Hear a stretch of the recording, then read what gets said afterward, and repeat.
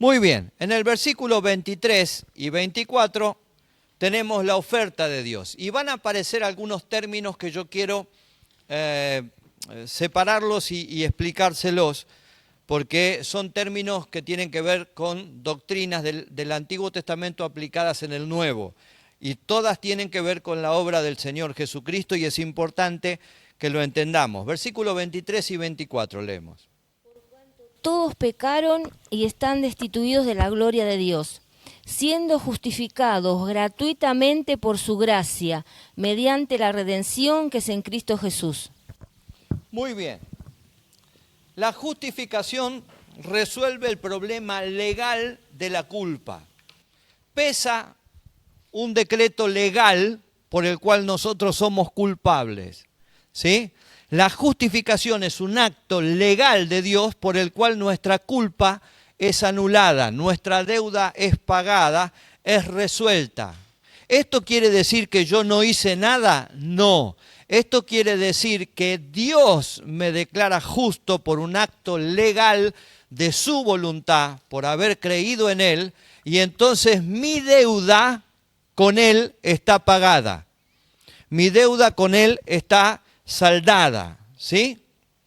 Después aparece la redención. La redención resuelve el problema de la esclavitud del hombre con el pecado. ¿Por qué? Porque yo estaba bajo el dominio del enemigo, yo estaba bajo el dominio del pecado, pero al venir a Cristo he sido redimido, el Señor me compró. Entonces me compró para hacerme libre, para quitarme de la esclavitud del pecado, y ayer lo decía el pastor, trasladarnos al reino de su amado Hijo, en el que somos libres por la obra del Señor Jesucristo. Aparece también lo que es la propiciación. La propiciación resuelve lo que es el problema de la ofensa con el Señor. Nuestro pecado ofende la santidad de Dios. Y la propiciación resuelve el problema de la ofensa con el Señor. Ahora lo vamos a ver más en detalle, ¿sí? No hay nada en nosotros, absolutamente nada, que merezca que Dios nos justifique. Recuerden que cuando hablamos de justificación no es que Dios dice, ay, pobrecito, mi hijo tiene un defectito, lo vamos a pasar por alto. No, no. Dios ve la culpa. Nosotros reconocemos nuestra culpa y Dios aplica la obra de Cristo en nuestro favor, deposita la obra de Cristo en nuestro favor y salda nuestra deuda. Eso es la justificación. Dios nos trata como si nunca hubiéramos pecado. ¿Esto quiere decir que nunca pecamos? No, sí pecamos. Pero Dios, por su gran amor y misericordia, nos trata como si nunca hubiéramos pecado. No se olviden que todos estamos destituidos de la obra de Dios, de la gloria de Dios, por causa del pecado. Redención implica, dice ahí, comprar de nuevo. Tiene un costo que es pagado en su totalidad. La palabra redención viene de lo que se hacía en la guerra con los prisioneros, el rescate que se pagaba por los prisioneros en la guerra. Cuando una persona, un soldado era tomado prisionero, entonces se pagaba un precio para que ese soldado fuera libre. Eso es lo que Cristo hizo con nosotros. Él pagó el precio para comprarnos, quitarnos de la esclavitud del pecado, para que podamos ser libres y vivir para la gloria del Señor.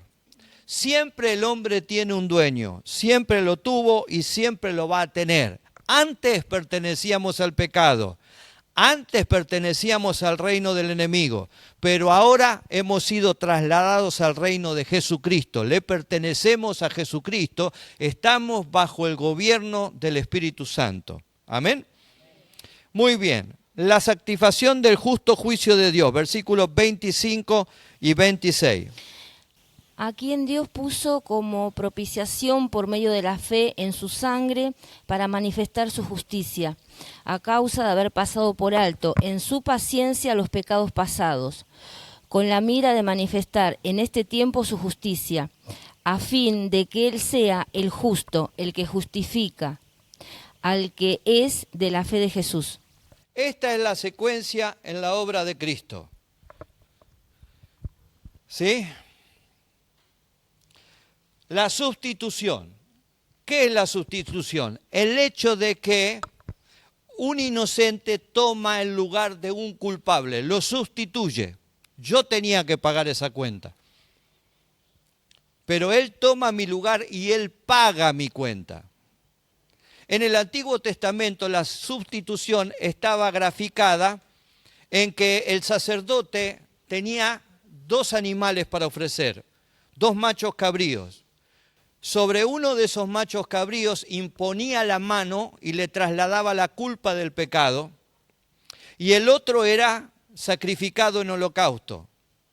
Al que se le había impuesto las manos y se le había trasladado la culpa del pecado, se lo liberaba para que se vaya al desierto, y eso daba la idea de que el que pagó el precio, que fue el que fue sacrificado, hizo que mis pecados se alejaran de mí lo más posible. Eso es lo que Cristo hizo por nosotros. Cristo murió en la cruz del Calvario, alejó la posibilidad del pecado de sobre mí, pagando la culpa que yo tenía que pagar. Me hizo libre. Él tomó mi lugar. Eso es sustitución.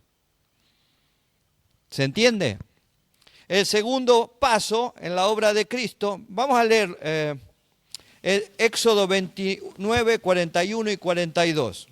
Y ofrecerás el otro cordero a la caída de la tarde, haciendo conforme a la ofrenda de la mañana y conforme a su libación, en olor grato, ofrenda encendida a Jehová. Esto será el holocausto continuo por vuestras generaciones, a la puerta del tabernáculo de reunión delante de Jehová, en el cual me reuniré con vosotros para hablaros allí. Muy bien, ahí estaba cuando se ofrecía el cordero. Vamos a leer también Salmo 103, 12. Cuanto está lejos el oriente del occidente, hizo alejar de nosotras nuestras rebeliones. Ahí David toma la idea. Cuanto está lejos el oriente del occidente, hizo alejar de nosotros nuestras rebeliones. Ese macho cabrío que era enviado al desierto estaba graficando lo que era la obra del Señor Jesucristo. Un cordero que muere por el otro que es liberado y aleja la transgresión, aleja el pecado. El segundo paso es la expiación. Y es el proceso, la expiación es el proceso por el cual nuestros pecados son cubiertos. ¿Sí? Eso se hacía en el Antiguo Testamento a través del sacrificio de un animal inocente, Levítico 17, 11. Porque la vida de la carne en la sangre está, y yo os lo he dado para hacer expiación sobre el altar por vuestras almas, y la misma sangre hará expiación de la persona. Muy bien, el inocente era sacrificado, por eso era derramada la sangre, porque en la sangre estaba la vida. La vida de ese inocente estaba pagando la culpa del que había cometido el pecado, del que había cometido la ofensa. Eso es la expiación. El hecho de que un inocente es sacrificado, derrama su sangre para que el culpable sea libre. ¿Sí? Propiciación, en el cierre, ahí, es el acto de apaciguar la ira de Dios por causa de mi ofensa o por causa de mi pecado. Éxodo 25 del 19 al 22. Harás pues un querubín de un extremo y un querubín en el otro extremo, de una pieza. Con el propiciatorio harás los querubines en 2 extremos, y los querubines se extenderán por encima las alas, cubriendo con sus alas el propiciatorio, sus rostros el uno enfrente del otro, mirando el propiciatorio, los rostros de los querubines. Muy bien. Sobre el propiciatorio, que era la tapa del arca, que es lo que nos está mostrando el pasaje ahí, se derramaba la sangre del animal inocente que había sido sacrificado. Esto estaba diciendo que la sangre de ese animal inocente estaba apaciguando la ira de Dios por causa del pecado. Toda esta idea que Dios le da a Israel a través de los sacrificios es lo que Cristo cumple por nosotros en la cruz del Calvario. Un inocente que toma mi lugar, muere por mí, esa es la expiación para hacerme libre, y su sangre derramada paga mi ofensa. Termina con mi ofensa con el pecado. ¿Se entiende esto? Lo que nosotros vimos graficado recién en el Antiguo Testamento, vuelvo a explicarlo. 2 animales, ¿sí? Uno es sacrificado, sobre el otro se impone las manos y se lo libera.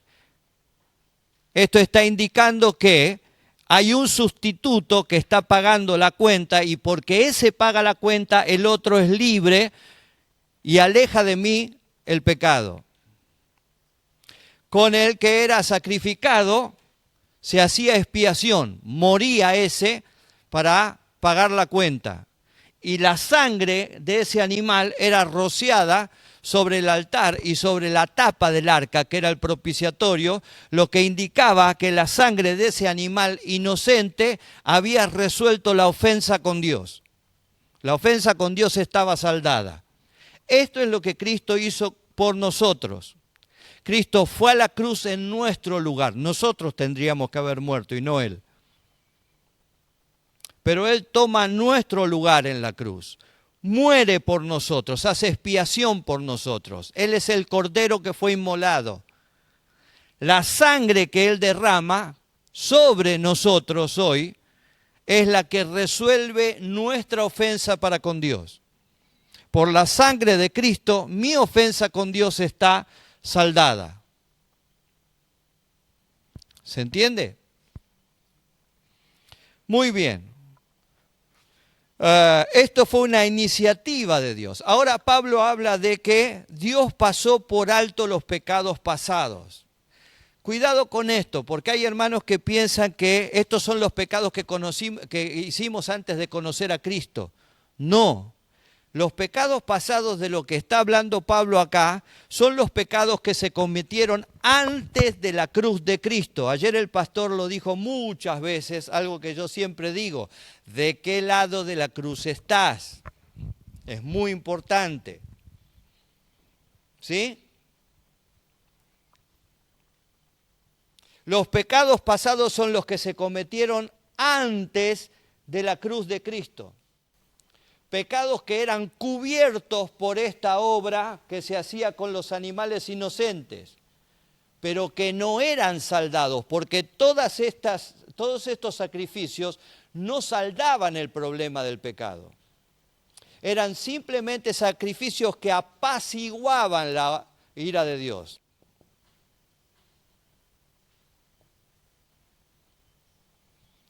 Ellos hicieron todos estos sacrificios creyendo en que cuando el Mesías viniera, el problema del pecado estaría resuelto.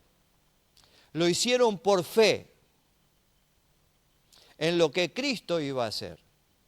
Cuando Cristo murió en la cruz del Calvario, el problema de los pecados pasados fue resuelto.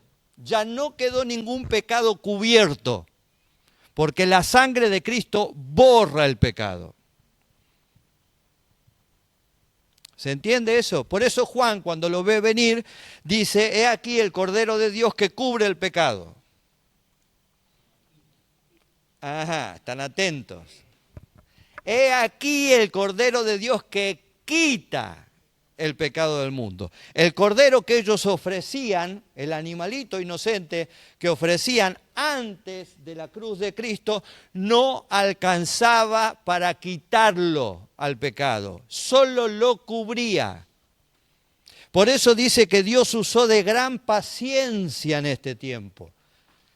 Porque no es que no estaban los pecados, pero estaban cubiertos por la sangre de los animales inocentes que se habían sacrificado.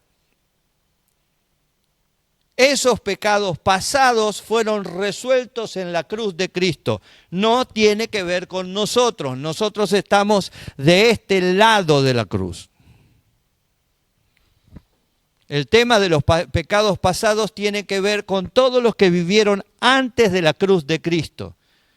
Para ellos los pecados eran cubiertos por la obra de un animal, por el sacrificio inocente de un animal. Cuando Cristo vino, todos esos pecados que estaban cubiertos, los clavó en la cruz del Calvario y desaparecieron. Quitó el pecado del mundo. Amén. Muy bien, eso es muy importante que lo entendamos, porque hay un montón de hermanos diciendo que los pecados pasados son los que cometimos cuando no conocíamos al Señor. No, de los pecados pasados que habla Pablo acá tienen que ver con los que se hicieron antes de la cruz de Cristo, en aquellas personas que creyendo en el Mesías ofrecían los sacrificios para poder pagar la cuenta que reconocían que tenían con Dios. ¿Sí? Pudieron saldar la deuda en parte, porque eso cubría. Se necesitó la cruz de Cristo para que la deuda fuera totalmente pagada. En la cruz el Señor demostró dos cosas. Primero, su gran justicia al proveerle al hombre la justificación, es decir, la absolución ante la corte.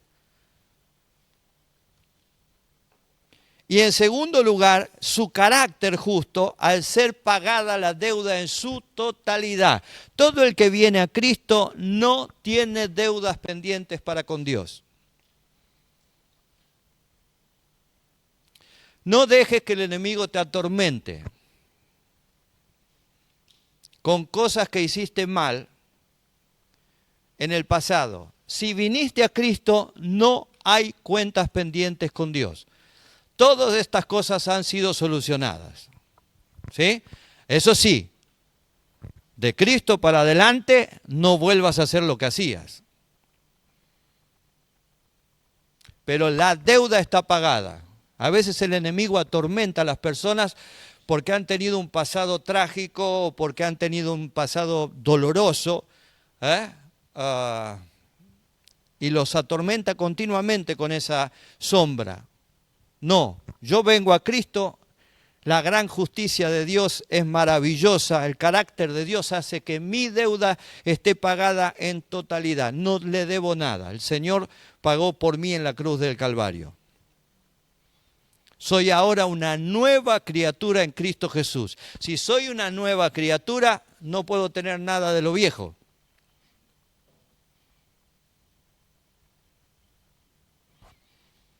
A veces somos nuevas criaturas con vicios viejos. Algo anda mal. Si somos nueva criatura, no puede haber nada de lo anterior. No puede haber nada de lo que nos llevó a Cristo. Eso tiene que quedar definitivamente atrás. La cruz es tan grande que la cruz une la justicia y la misericordia, porque en la cruz se paga la deuda, pero Dios muestra su gran misericordia siendo Él mismo el que provee para que podamos pagar la cuenta. Piensen en esto, un acreedor que nos lleva ante el tribunal y frente al tribunal dice al juez, lo que él me debe, yo lo pago. No existe, ¿verdad? Solamente la gracia y la misericordia de Dios puede hacer eso. Llevarnos frente al tribunal, demostrarnos nuestra deuda y decir, tranquilo, está cubierto, está saldado, yo lo pago, no me debes nada. Qué grande es la misericordia del Señor. La justicia de Dios demandó el sacrificio. Porque a veces decimos, pero ¿por qué se necesitó esto? Porque la justicia de Dios demandaba que alguien pague la cuenta. Alguien tenía que pagar la cuenta por el pecado. El pecado no fue gratis. No le costó 0 pesos al hombre. Y no le cuesta hoy 0 pesos al hombre. El pecado siempre tiene un precio, siempre tiene un costo y es alto. Es muy alto. Piensen que por el pecado el hombre perdió todo lo que hoy quisiera tener. Hogar ideal, clima ideal, no trabajaba. Por lo menos no trabajaba con dolor, disfrutaba del trabajo, paseaba y hablaba con Dios. Todo lo que hoy queremos tener, lo teníamos. Y el pecado hizo que lo perdiéramos. ¿Fue alto o no fue alto el precio? Por eso, ante la oferta del enemigo, hoy tenemos que pensar mucho. ¿Vale la pena?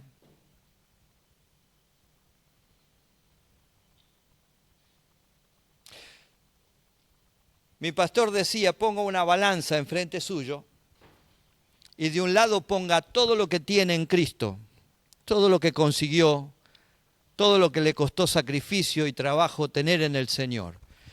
Y del otro lado ponga todo lo que perdería por causa de el pecado, por un minuto de placer. Y fíjese si vale la pena. Siempre el precio y el costo del pecado es alto. Es muy alto.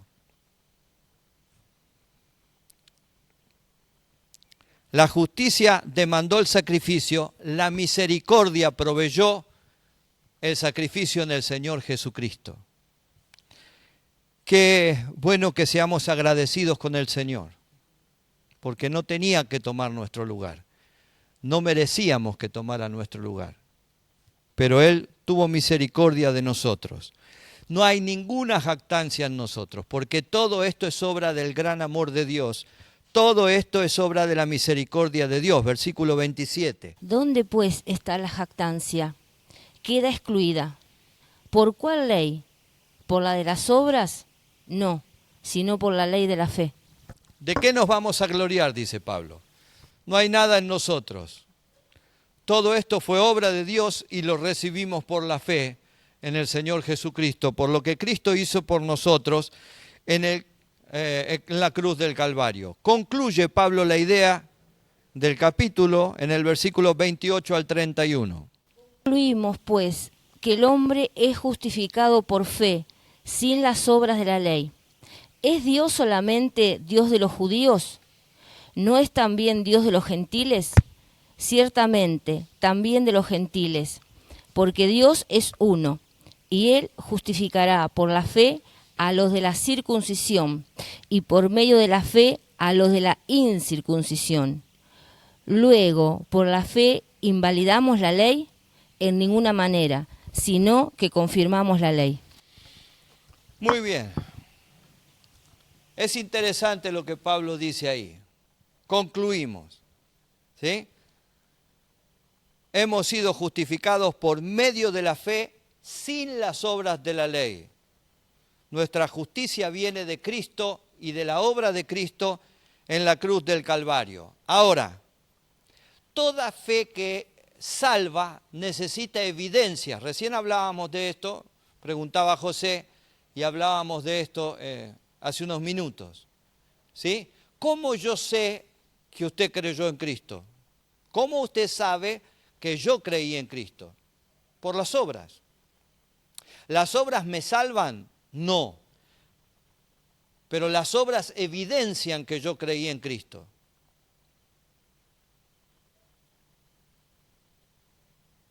No hago obras para ser salvo. No es para, sino porque. Yo hago obras porque soy salvo. Y esas obras son las que muestran, certifican mi fe en el Señor Jesucristo. De otra manera, mi fe no tiene consistencia. No tengo manera de evidenciarla, no tengo manera de mostrarla. ¿Sí? Volvemos al concepto. Yo no vengo a la iglesia para ser salvo. Yo no leo la Biblia para ser salvo. Yo no oro para ser salvo. Yo no ayuno para ser salvo. Yo no me porto bien para ser salvo. Porque soy salvo es que oro. Porque soy salvo es que ayuno.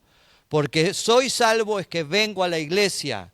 Porque soy salvo es que me porto bien. Entonces, esas obras evidencian que mi fe es real.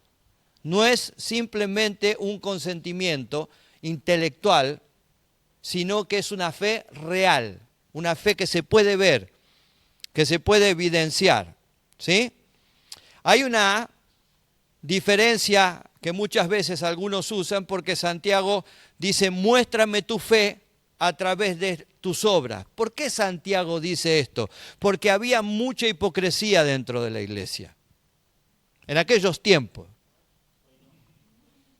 ¿Por qué se ríen?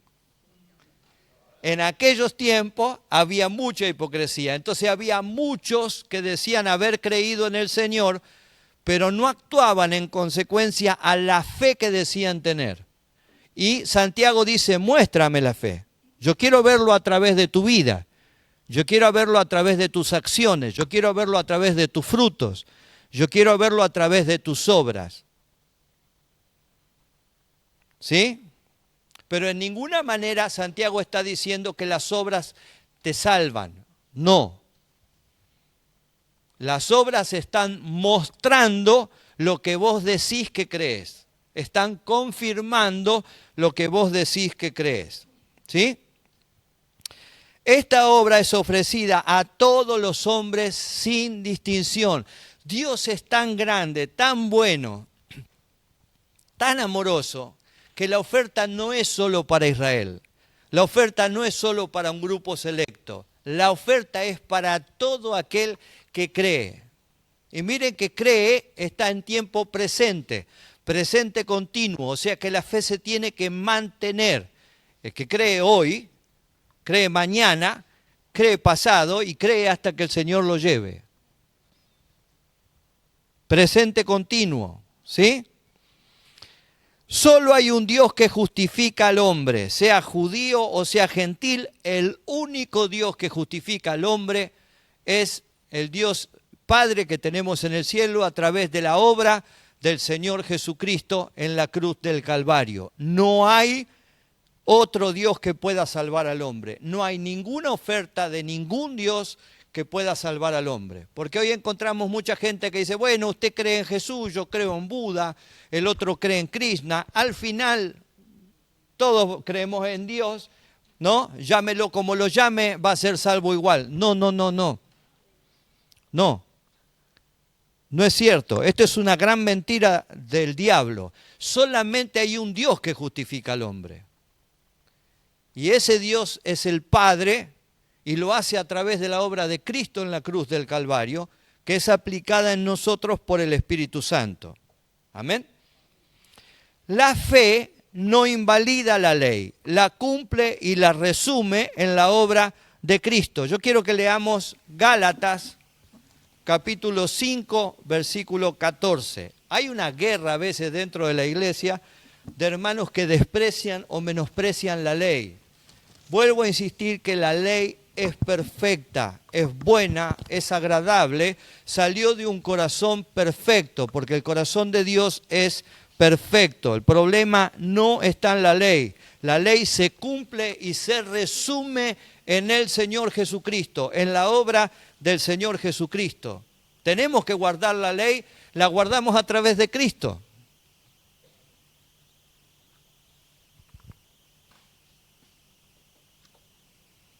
Ah, no, pastor, los 10 mandamientos eran para antes. Nunca la Biblia dice eso.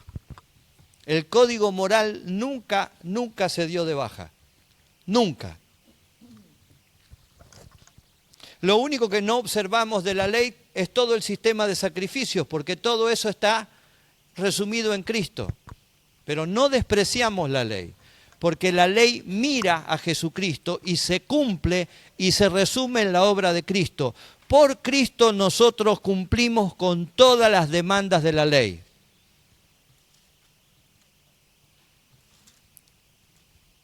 Gálatas 5:14.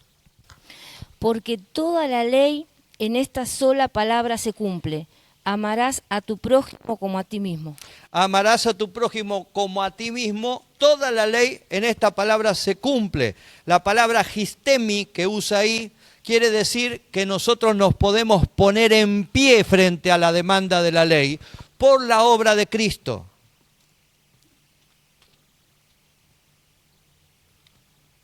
Podemos estar en pie frente a la ley por la obra de Cristo. La demanda de la ley está satisfecha en la obra de Cristo. Mateo 22:37. Jesús le dijo: amarás al Señor tu Dios con todo tu corazón y con toda tu alma y con toda tu mente. Este es el primero y gran mandamiento. Y el segundo es semejante: amarás a tu prójimo como a ti mismo. Ahí está. la ley se cumple, se resume en dos. ¿Por qué dice que la ley se cumple y se resume en dos? Porque si yo amo a Dios, no voy a cometer pecados que ofendan a Dios. No voy a tener dioses ajenos, no me voy a inclinar y adorar a otro Dios que no sea el Dios verdadero, no voy a tomar el nombre del Señor en vano, voy a respetar el día del Señor, ¿sí? Y si amo a mi prójimo, no voy a honrar, o sea, voy a honrar a mi padre y a mi madre, no voy a codiciar, no voy a mentir, no voy a hurtar, no voy a adulterar, y entonces toda la ley está resumida y cumplida en esos dos mandamientos. Fíjense que Jesús nunca habla de que la ley ya está, ya fue. No, dice que se resume en dos, en amar a Dios con todo el corazón y en amar a mi prójimo como a mí mismo. De eso depende toda la ley. Esa palabra, depende, que usa ahí, es de esto cuelga toda la ley. Toda la ley se sostiene de estos dos mandamientos. Amar a Dios con todo el corazón y amar a mi prójimo como a mí mismo. Vuelvo a insistir, si amo a Dios, yo no voy a tener dioses ajenos, no me voy a inclinar delante de ellos y los voy a adorar, no voy a tomar el nombre del Señor en vano, voy a respetar el día del Señor. Si amo a mi prójimo, voy a honrar a mi padre y a mi madre, no voy a codiciar, no voy a mentir, no voy a hurtar, no voy a adulterar, y entonces toda la ley está resuelta. ¿Está? Muy bien. Todas las demandas de la ley se cumplen y se resumen en Cristo. Todas las demandas que la ley tiene sobre el hombre son resumidas y cumplidas en Cristo. Por eso el sacrificio de Cristo es tan, pero tan importante. Pagó en su totalidad mi deuda. Yo no debo nada. El Señor ya pagó totalmente mi cuenta. Amén. Muy bien.